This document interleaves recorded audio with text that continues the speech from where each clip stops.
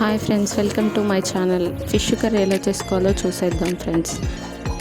ముందుగా ఫిష్ని మంచిగా కడుక్కొని ఫ్రెష్గా పక్కన పెట్టుకోవాలి. ఫిష్ కర్రీకి బాగా కారం పట్టేట్టు కారం కలుపుకొని పక్కన పెట్టుకోవాలి. ఆ తర్వాత చింతపులుసు పోసుకోవాలి, ముక్కకి బాగా పడుతుంది. కారం చింతపులుసు వేసిన తర్వాత చేప ముక్కలని బాగా కలుపుకోవాలి. కలిపి పక్కన పెట్టుకున్న తర్వాత చేపల కూర ఎలా చేసుకోవాలో చూసేద్దాం.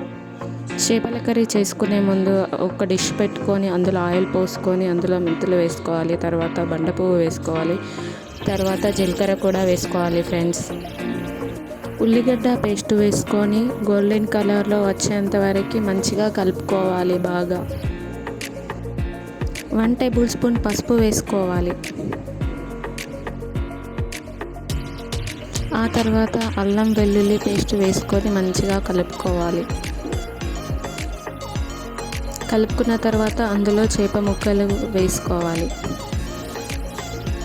ఫ్రెండ్స్, అందరూ చింతపులుసు పోసిన తర్వాత ఉడికిన తర్వాత ముక్కలు వేసుకుంటారు. అలా వేసుకోకుండా ఒకసారి ఇలా ట్రై చేసి చూడండి, చాలా బాగుంటుంది.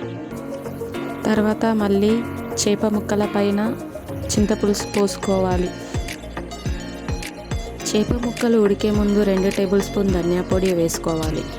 ఆ తర్వాత 1 టేబుల్ స్పూన్ కుడక పొడి కూడా వేసుకోవాలి. ఫ్రెండ్స్, వేడి వేడి చేపల పులుసు రెడీ అయింది. ఇలా ఒకసారి ట్రై చేసి చూడండి ఫ్రెండ్స్.